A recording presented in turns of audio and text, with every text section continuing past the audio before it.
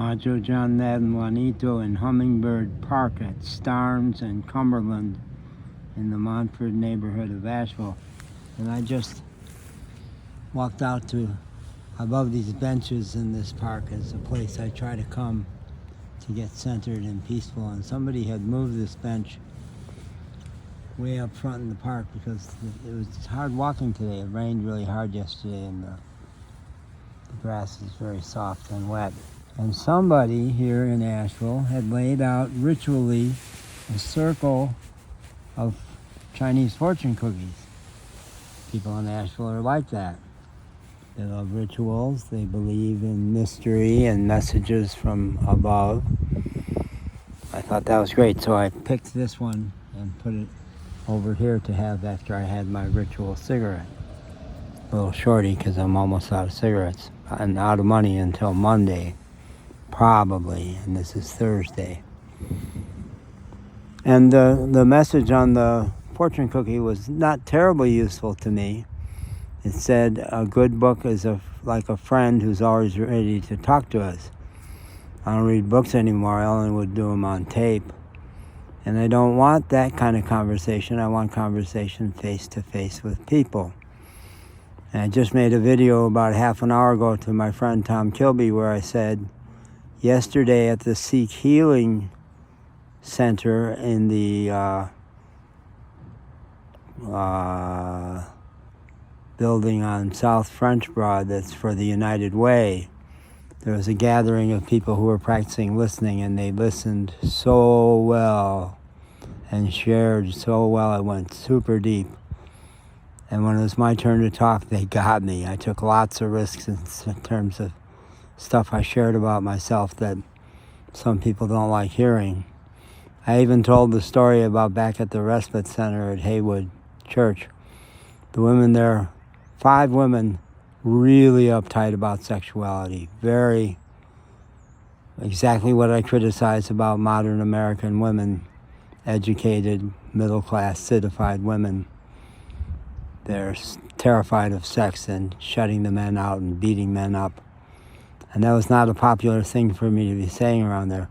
But with that group last night that was mostly women, like 4 women and 2 guys, I told the story. I said, I'm still deconditioned after 6 months of being in hospitals. And deconditioned means my body is not acting quite the way I want it to, and suddenly is acting old. And I told the story of when the ambulance came to take me back to the hospital because my UTI, urinary tract infection, had gotten worse. In the day room there with a bunch of women, a couple guys, the EMT from the ambulance said, can you stand by yourself? And I said, yes, I can. It's going to be painful to watch, but I will do it. And I have little micro balance where I can adjust, even though I'm always on the edge of falling over, even getting up out of a chair. And when I had stood up straight and tall, I said very proudly, and I told this story last night to that group, said very proudly, he's fully erect. And that was like sticking my thumb in the eye of those women, and I enjoyed it a lot. And it's probably certainly one of the things that has them decided I'm dangerous around there, which no place else has said that. The hospitals I've been in, the rehab centers, the shelters I've been in, nowhere else is anybody saying that. And last night, the women there did not take offense of it. They thought it was hysterically funny. And that I was intentionally sticking my thumb in their eye. The women who were around that circle at the respite center, the women last night thought that was really funny. Really funny. So I am creating situations where I can talk to people. There's another meeting there tomorrow at 12:30 or 1 that I think is specifically for elders. And when Roger in that group yesterday, who was a very thoughtful, deep man, told me about it, I thought, I'm recruiting young people for my mentoring group. But today I went, elders, sitting around with elders talking, hopefully is deep. And I said to them last night, I'm going to all these networking meetings from young, sharp Asheville people who are hustling.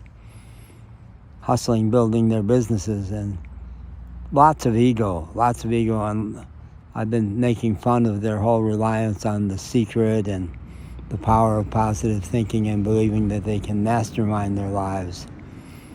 And I described last night how I said on Facebook the other day, you are way larger than you thought, way larger than your parents realized, way larger than your friends realized. You can do amazing things. But you cannot mastermind your life because you have around you all these other people who have their agenda. And you have Great Spirit, whatever that is, which has a plan for you that you only marginally understand at this point. And when you try to mastermind your life based on your limited thinking, you're just going to get in trouble. And they understood that too. So I really felt like I had come home there. So that's what I'm creating here in Nashville for myself, along with potentially a job as a bell ringer. I'm staying in the Salvation Army shelter. They're the ones who have those bowls with the guys dressed as Santa, and I just put in an application this morning to do that. I understand it actually pays well. And I'm walking over today to the Mass General Store where 20 years ago I got fired for taking too many risks with my customers. And I made a video in there of that story in the store, and then told the general manager, who seemed like a really cool guy, and sent him those videos yesterday. I'll go in there today and say, hey, are you all hired up? And I said that in the email to him yesterday. Are you all hired up? Because I'd like to work there this holiday. Make a little money, have a little fun. Could be healing. Okay. Thanks. Have a good day.